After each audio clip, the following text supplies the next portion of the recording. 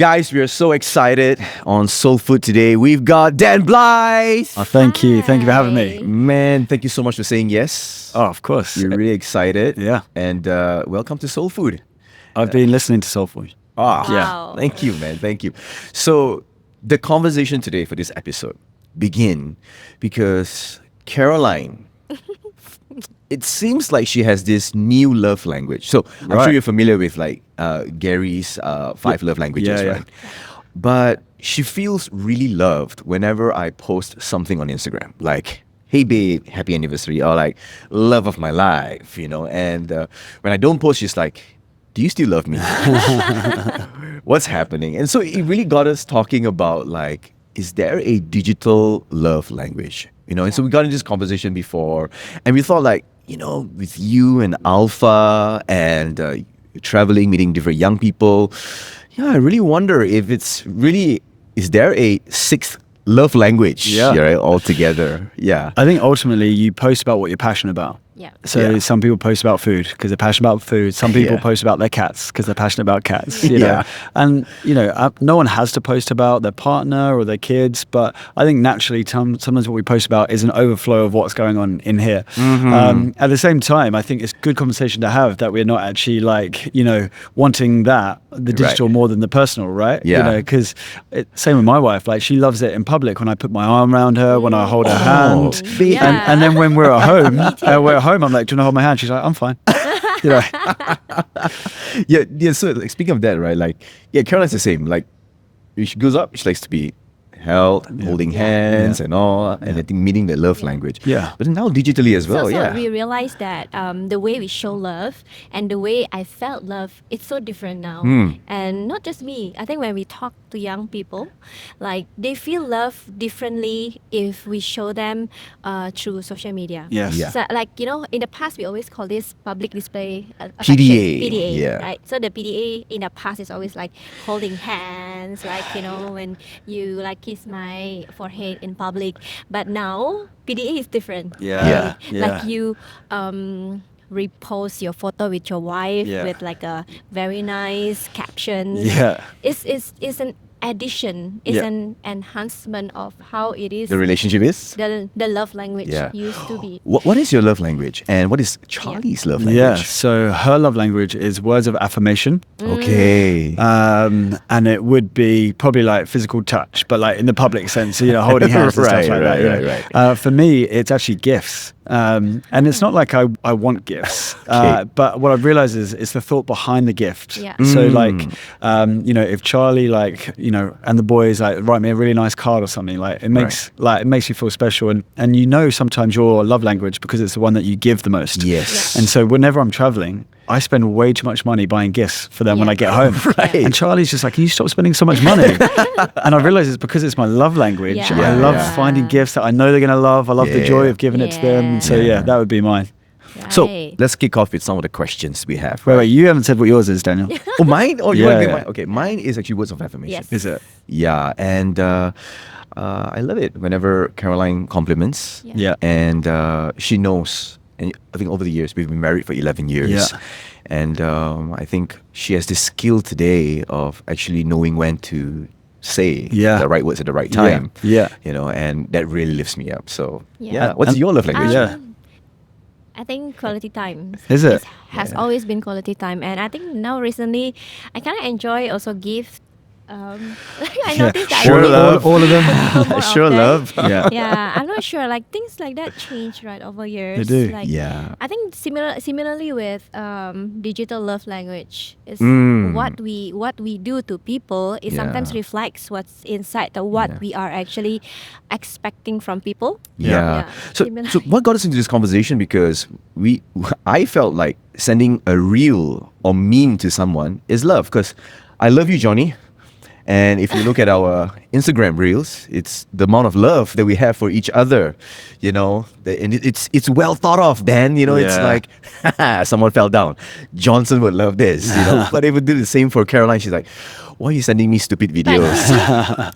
He does that all the time. So I'm like, what is this? And so we felt like, some people actually feel appreciated and love, you know, to this. But the digital space, it is a world of its own. Yeah. What do you think are some of the red flags? Like if someone dating and in a digital space for you? Yeah. So, I mean, we're in the swipe right culture, right? Yep. So, statistics will say that it's easier to find somebody. Yeah.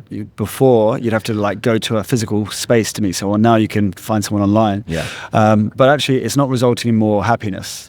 So what's happening is like with the swipe right culture, the top percentile of people. So like, let's just say the most attractive, the most successful. Because it's like all these pictures are like very filtered. You write your job description, and so you can really choose someone based on like aesthetics and accomplishments and achievements, and there's so much choice there. Then what's happening is that all the choice is causing confusion, and then they're choosing people based on looks rather than actually character and friendship, the stuff you build in person. And so there's pluses and minuses to both. I would still say that great, meet as many people as you can online, because now there's so many dating apps where you can like select Christian and you can actually, but like don't disregard someone because they don't tick all your boxes. If you choose someone based on their job, I mean, I'm speaking from a Western perspective here. But like, if you choose someone based on your job, you might miss out on someone who could actually be your best friend for your whole life. So if you choose someone because they've got the dimples, the looks, the hair, like. If Charlie wanted someone better looking than me, she could have got better looking than me. And me, if I was just looking for looks, we both could have tried to find someone who like aesthetically was better looking, but we weren't about that. We were about someone that we had chemistry with. Physical attraction is important, but like there is no perfect person. You know what I mean? Like, you can't spend your whole life searching for like a Brazilian supermodel or whatever. Because you might get someone who is like, visibly attractive. But if they don't have the character and you don't have the friendship, then that's not going to be a happy marriage. And I see too many of my friends now, and their marriages are falling apart because they went on looks rather than on character. They didn't marry their best friend. They just went on looks. And, at the end of the day, if you're going to grow old together, those looks are going to fade. So you need something deper than that. What is a red flag for you today, like digitally, online? Yeah, I think, what, technology has actually helped us, usually you can only find someone like within this, and you don't find anyone, and you don't find anyone. But now with the swipe culture, then you get to meet more people. But then I feel the red flags in it is like people living in an illusion where what they see and what they experience online is real. Like, they cannot distinguish between attention and intimacy. Like, for example, like people keep liking your posts. People keep commenting on your IG story nowadays, right? Like, oh, this, I noticed that a lot of young people will tell me, this guy keep liking my IG story. This, not even liking, this guy keep liking my reels. Seeing my, seeing, not even liking, So you notice people seeing all your IG story. I see that. I check that all the time. Like, you confuse that kind of interaction with a real interaction. It might be new to them because like for us, we come from an era where there is no smartphones. So the way we interact, the way we show affection is we have no other choice but like this, face to face. But now you have that choice. So people get confused. You see? And thinking like, now we are parents, right? We're thinking that, our daughter is 10 years old. Like maybe in a few more years, she's going to get into the dating world, right? Like these red flags is quite scary. To me. Well, what they found out is that digitally, the relationships can only go so deep. Like they're kind of surface level. It's only when you're face to face, personal, when you can actually build kind of deep intimacy. So Albert Merriman did a study, and when it comes to communication, 5% is words, 45% body language, and 50% tone of voice. And so, if it's a DM, WhatsApp, that's just the words. There's no body language, tone of voice. It's that where there's the connection that's built. And so I think a red flag is if your relationship is only online. It's never gonna now the roots, the depth that needs to happen to sustain that relationship. Right. Now you've got two boys, Nico and Knox. As a dad, and they're going to be in the digital world, right? It's just a matter of time. What are your advice for them? Like, hey boys, you're gonna go to this. You're gonna meet some girls on there, see them. Like, Have you ever thought that you, Charlie, talk about this? Well, yeah, because we're planning to do an arranged marriage with Okay. we'll find some nice Let's Malay go. wives, you know. I'll just organise it. They don't even need to go online, you know. No, man. Yeah. So, you know, for us right now, when it comes to social media, there's a lot of like warning signs now. So in the UK, you have to be 16. In Australia, you have to be 16. And lots Yes. of other places are putting in that parameter. It's like cigarettes. On the packet of the cigarettes, it shows you the lungs, how it Yes, destroys cancer. the Yep, lungs. yep, So you yep. can visibly see what it does on the inside.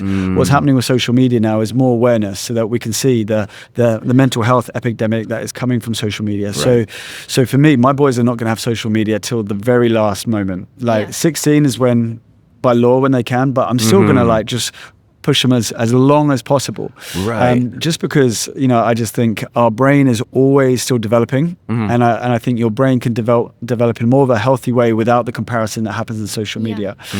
So for my boys, that's going to be the way. At the same time, for the parents that have teenage kids and they're already on social media, you know, my heart goes out for them. And I think for them, having to navigate now this awareness while their kids are already on it, I think it's something that we really need to help them with.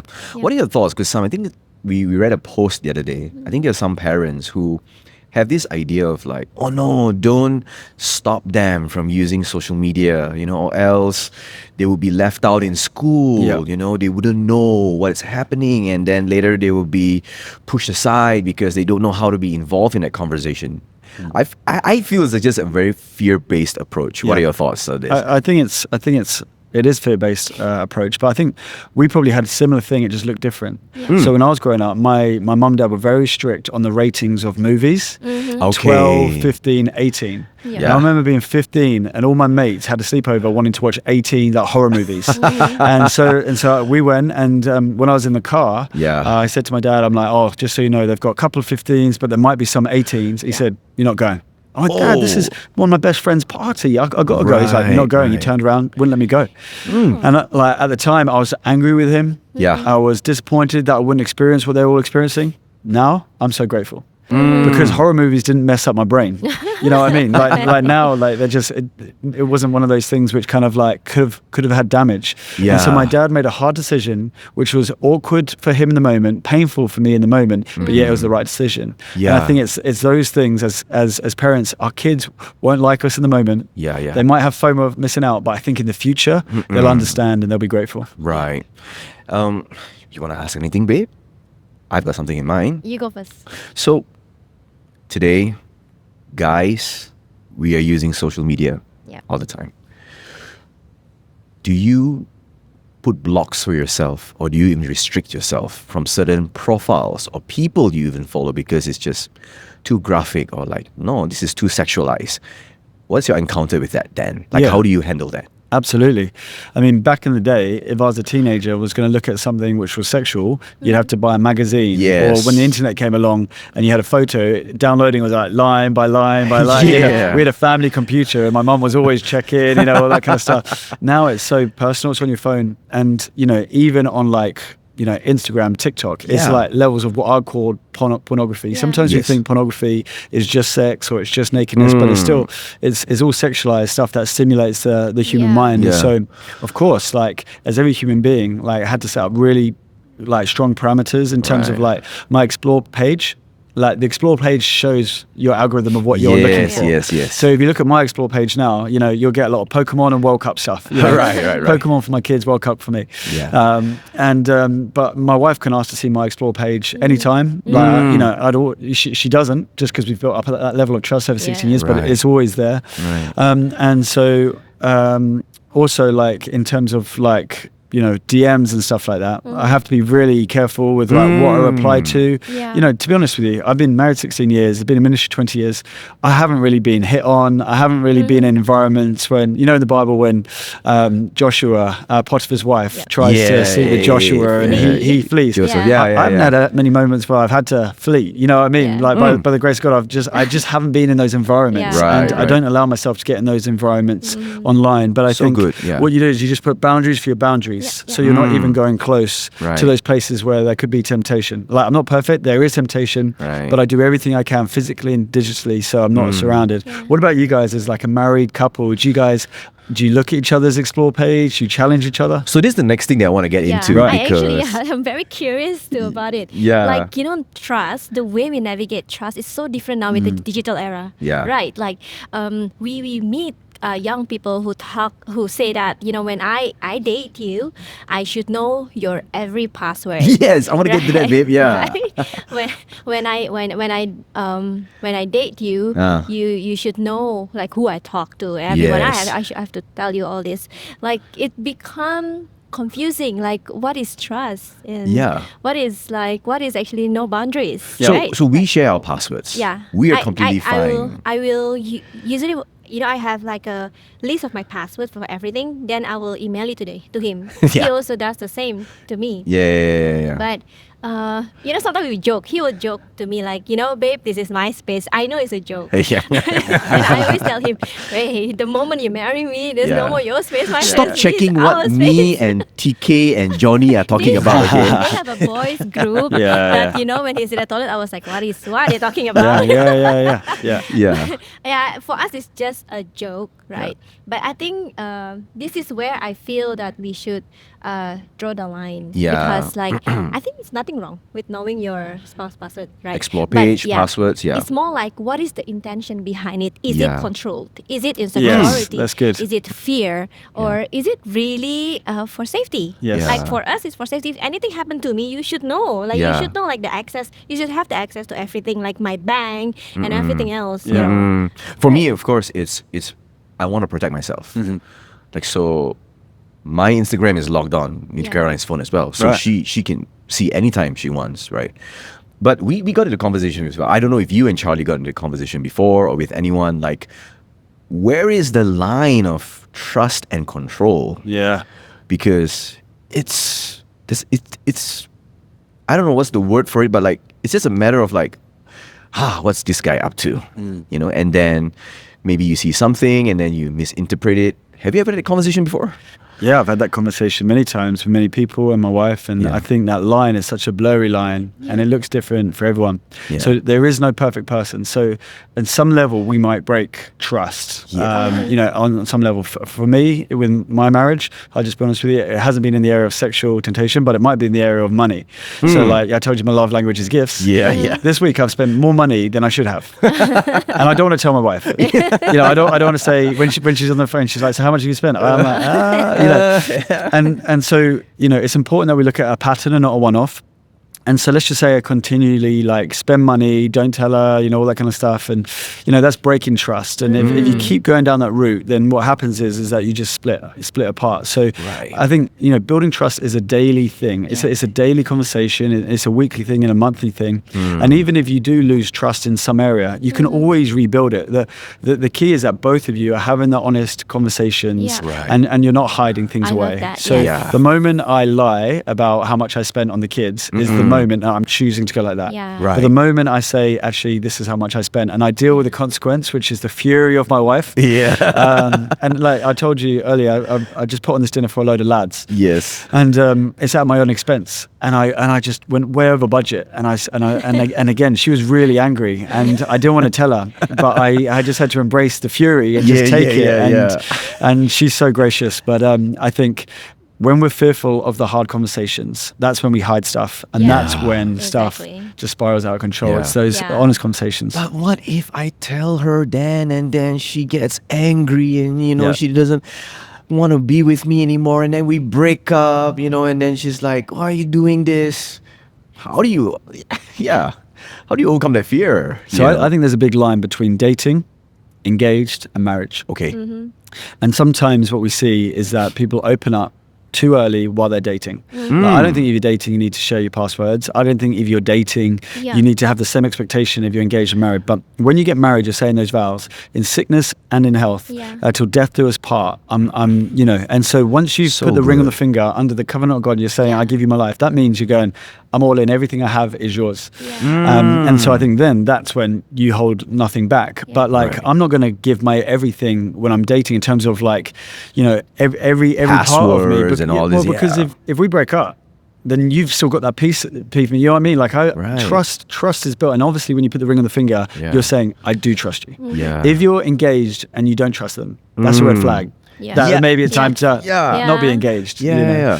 So it's talking about like going back to dating, Yeah. right? Like I think maybe talking about financial for the young people is not really what do you call it's not really they don't think that far yet, right? Yeah. But I when we sit with young people, they talk about, I need to know who my boyfriend likes, like like whose IG story or whose post that my boyfriend likes. Yeah. I need to know that. Yeah. Right. And then that is where they build trust. Like this is one of the things I feel a little bit toxic about digital dating. Yeah, yeah. So we met some young people, I need to test, my boyfriend or my girlfriend's loyalty. So I saw and a lot of dating advisors online saying like, you need to test your boyfriend loyalty, whether they're trustworthy or not. So you need to like create a fake account and test them. And we actually met like some young people who actually create a fake account and then like pretend, hey, I'm this pretty girl texting you hi, and I want to know whether you reply or not. I want to know whether you like my story or not. We meet people like that, Dan, this is like deliberate work Yeah. to create another account to test my boyfriend or my girlfriend. This you know? is a culture shock for me. Yes. Because when we dated, it's not like that. There's no IG story yet, right? Yeah. Like I never imagined that I create a fake account to actually test him. Yeah. My boyfriend. Like, Yeah. have you come across that? With your work with young people. Yeah. You know what? I don't think you need to test anyone's loyalty. Life will test their loyalty. And you can assume the best of them or you can assume the worst. And I think if you're creating a fake account, what you're doing is you're almost expecting them to be doing something on cheating or whatever. Yeah. And I think if you've got that perspective or perception of your partner, Yeah. that I think is like, you should just end it. You know what I mean? Like, I see Charlie as in the person she's becoming, who she is in Christ. Yeah. And if down the future, something comes up and she's behaved in a certain way or, done something that she didn't want to do, like, we'll deal with that then. Yeah. But I don't need to go looking for that now. I'm just going to give her 100% trust, assume the absolute best, Yeah. and then knowing that there'll be times when loyalty will be Yeah. tested and tried. And so, Yeah. I really feel for this digital world we're in where people are doing that. But if Charlie was doing that to me to test my loyalty, that would break my heart, wouldn't you? Yeah, Yeah. definitely break. But I think the culture shock for us is that, like I said, the deliberate work, Yeah. the effort to Yeah. find a picture, to Yeah.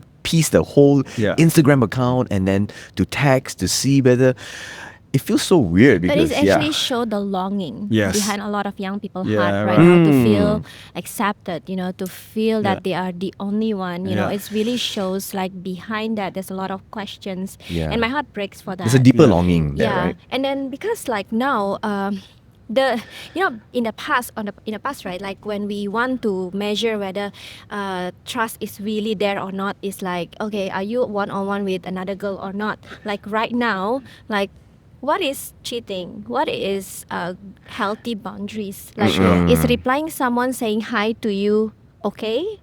If like, what is considered like that flirty chat? Yeah. Yes. I think it's different to every person, to every relationship. My wife's an extrovert and I'm an introvert. So she will naturally be like hugging everyone, like smiling interaction. Like you could look at that and think that looks like flirty behavior. Yeah. But for her, she's not flirting at all. That's just her being an extrovert. Right. I'm an introvert. So like, if you come in for a hug, I'll give you a hug. But if not, then we're just doing a handshake. You know what I mean? Like I'm just, and statistics actually say that extroverts end up sometimes getting themselves into more dangerous situations than introverts because they're just living that more kind of like interactive life. Anyway, all that to say, wait, remind me of the question. Sorry. Yeah, I mean, like, what considered okay and not okay? Yeah. Like, So all that to say is, I think it's personal for the individual. Yeah. The main thing is that in a relationship is that you talk about what are healthy boundaries together. So if I said to Charlie, I'm like, hey Charlie, like it looked like you were like hugging that guy a little bit long, like she'd be like, all right, thanks for bringing that up. There was nothing there. Right. And also likewise, if she was like, saying to me like, why are you having a coffee with that girl? If there's anything that makes her feel uncomfortable, I will immediately stop it because I value her more than that. Yeah. Now, obviously, we're not going to do anything that's going to feed insecurities of each other. We're going to say, look, this is why. It's very healthy. Yeah. But when I first got engaged, I put it on Facebook because Facebook was the thing back then. Yeah. Both at the same time, we're engaged. And my ex DM'd me saying, oh, you're engaged. Do you want to catch up? And do you want to let's catch go up? there. Yeah. It could have been for coffee. Could have in her mind might have been for more. Who knows? Yeah, But yeah, I didn't yeah. even reply. In Right. fact, now she's blocked. Because I'm not going to risk this relationship Yeah. for that. Yeah. Because that means nothing to me. This means everything to me. So I think all of it comes up with just conversations and working out what healthy boundaries are for you. Yeah. At the same time, always just assuming that your partner has the best intentions, Right. not the worst intentions. Babe, speaking of that, right? It's interesting you bring it up because a lot of people, especially, with the online accessibility, right? Oh, I want to have that last closure with that person. Yeah. I got to text them Yeah. one more time to, just find out. Nah. Yeah, what do you think Yeah, then nah, about this? Nah. No, right? The closure was when it ended. You don't need closure. Oh, come on, man. Come on. Yeah. But to sum it up, you saying just now communication is really key, right? Yeah. We meet a lot of young people right now. They're doing online digital dating. Yeah. Basically, they are not Yes. in the same town. They're not in the same city. Mm. Even like a lot of them are in a different country. Yeah. Right. Yep. That's why, maybe I can understand, why some people are, that I would say desperate, Desperate, really yeah. want to know whether am I the only one or not, and doing, that test, that kind Yeah. of test. Mm-mm. That's why, it's the line is really blurred. Like, what is really considered cheating or not? Like, what if, he keep liking a girl selfie photo? Yeah. Is it considered okay? Is it not? Mm. What if you are replying to people say, "Oh, you look handsome today on stage," like you know, Yeah. yeah, like Yeah, how will your approach be? Like, Yeah. if I'm just saying hi to this person, telling them they look good and all. Yeah. Yeah. Yeah, I think it's always the intention. And there's certain pictures you can like. Like if you're liking someone in a bikini or in a beach shop or on a beach, or you're liking someone, just hanging out in a coffee shop, they're very different pictures. Yeah. And so I follow, my wife's friends, we're friends. And but if it's like a beach shot, I might not like that. Because I just don't want to give along the wrong intention. So I think just being wise with what we're liking. Ultimately, as Christians, we go, what would Jesus do, right? Right. And we try and make decisions the way Jesus would. Yeah. I always think, what would make Charlie feel comfortable or uncomfortable? And so I'm not going to like things or do things that are going to make her feel uncomfortable. But when I was at Bible college, age 21, I finished. They said, just go on a load of dates. Just you're not going to meet people who don't go on dates. So I remember going for coffees with lots of girls at the same time, just as friends. I didn't say we're officially dating. I wasn't kissing or anything like that. We're just building up friendships. So if people are building up friendships online, I think that's good and healthy. So good. You can do that with multiple people. But yeah, when you say you decide to be official, then obviously that's a level of commitment. this is official, Yeah. like boyfriend girlfriend. I am Yeah. dating you, okay? Yeah, I'm dating you. And then there is an expectation that you're not Yeah. doing that with anybody else. Yeah. And so I think being clear, communicating, expectations, Yeah. what does this mean for you? Is it the same for me? And actually just walking through those things. And, at the same time, when I know people who are happily married now, who in the early age of dating, the guy or the girl was having other conversations with other people, but they actually had conversations together. They dealt with the hurt and pain and actually managed to restore that Yeah. relationship. So Yeah. it doesn't mean you're disqualified from a healthy relationship just because you've made a mistake. Yeah. Because it always feels like one mistake you make, that's it. Yeah. You're out of it. Okay, let's get into a little fun section. Great. Because, there are a lot of things happening online, and sometimes Caroline and I will talk about it. We want to hear your approach on it and what you feel about this, right? So there's this whole idea of soft launch and hard launch, right? And the whole idea is like, okay, we don't tell people we're dating, or some people is like, we're dating right now, and we post a picture. What are your thoughts of that? Like, should we take it slowly, or like, nope, we're dating right now, here it is. Yeah. So, earlier we were talking about like PDA, public terms of affection.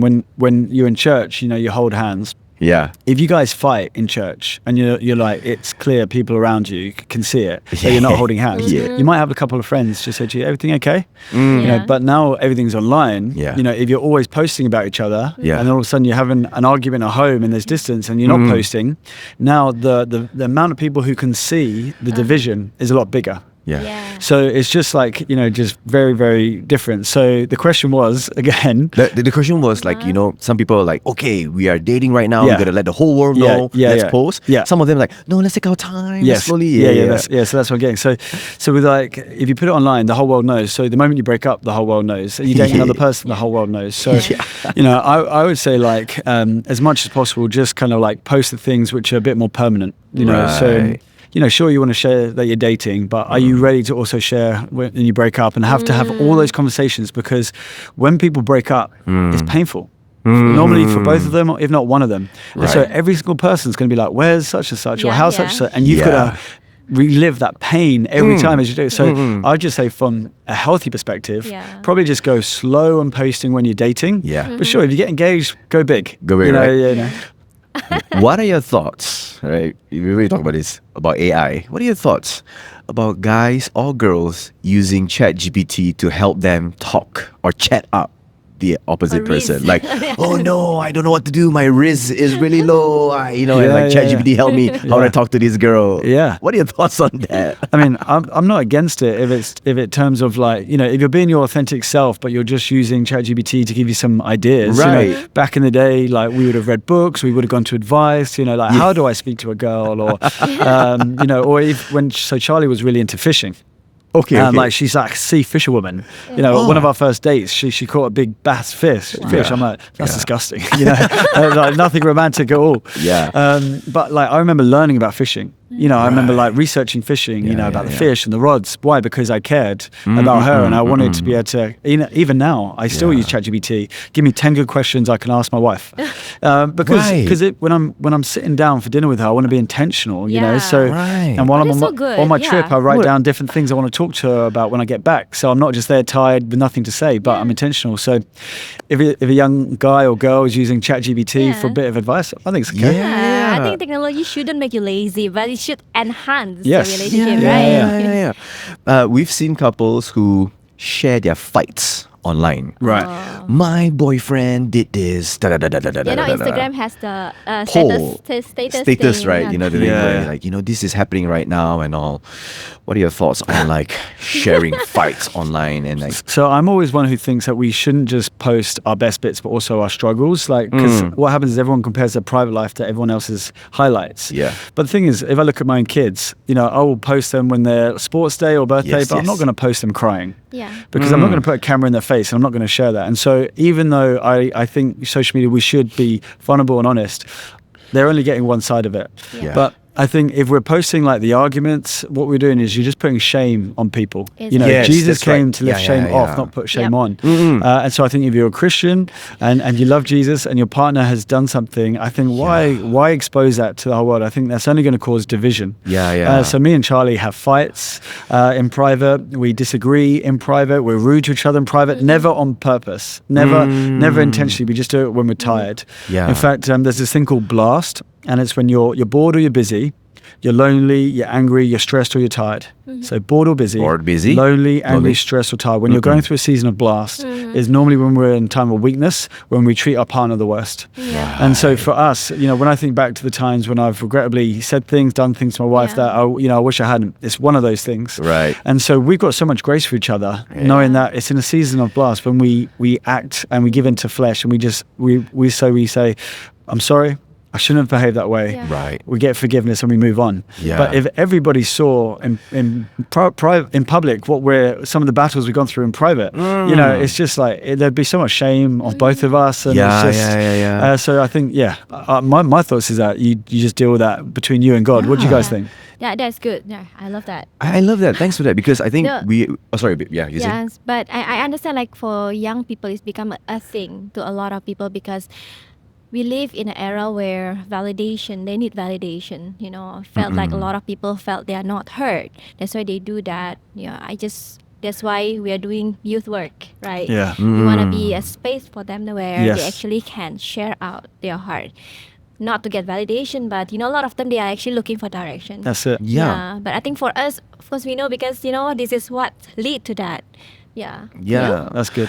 I like what you shared just now about shame, because we deal with this big word right now. Oh, I want to be authentic. This is my real self. And yeah, DK, Caroline, when I post my fights, they will see the reality of relationships and all. But thank you for bringing it up, the word shame, because I'm just shaming that person, and I'm shaming the person that I love. Yeah. And then later on, I'll feel so bad. And then it's now online. It's the same issue as, like coming to a point where I'm making you look bad, and then I want to say sorry, but now everybody knows there's this whole issue. It's messy. I would challenge them. Say, if you're doing that to your partner, would you do that to your pastor? Would you do that to your parents? When you have an argument and disagreement with that, would you do that about them? And if you wouldn't do them about them, maybe don't do it to your partner. Yeah. Thank you so much, Dan. I really love the conversation that we have. Likewise. Talk about this. And I do want to end with this last question. We are in a digital era. We're doing all these things. And I want to end it with this because I think it's really important. How do we honor God with our digital life? Because like I said just now, authentic self, we want to put the best self as well. But where is God in the picture? What have you learned in your journey? So for me, I have like a half-hour allowance on social media, and then it says I can't go on it anymore because if I'm giving more time posting about God than time with God, then I think that's out of sync. The idea is that we actually spend time alone with Jesus, with our Father. Same like my boys want my time. They want me to be there, and our Heavenly Father wants us to be in His presence, reading His Word, prayer, reading the Bible, in groups, connect groups. Actually like part of that. And so for me, how do we honor God with our social media? Is just look at your diary. And actually look at your daily rhythm, and actually if you're spending way more time watching everybody else than you are spending time with the Father, then maybe just think about reorganizing those priorities. So good. I thank you for sharing about Blast. I think it's so important. I'm sorry, babe, for the times that are there. But suddenly we were talking about it, I just had this thought again. So in the alpha marriage, they talk about the hedgehog and the rhino. Yes. Yeah. So who's the hedgehog and who's the rhino? Yeah, I'm the hedgehog. Charlie, she's not a rhino, she's a triceratops. Right. Yeah. She's the rhino. Right. I'm the hedgehog. Right. And so, but we realized like we can get prickly and we're just... Do you feel like over time, are you changing a bit? Like, because what happens sometimes, either the hedgehog becomes more rhino or the rhino becomes more hedgehog over time. Oh. Still the same. Still the same. Yeah, still the same. Okay. But thank you so much, Dan, for the conversation today. Thank you. Really appreciate it. We really appreciate all you've done together with Alpha as well. That's really helped us out a lot. So thank you guys for joining Soul Food. We'll see you guys for the next episode.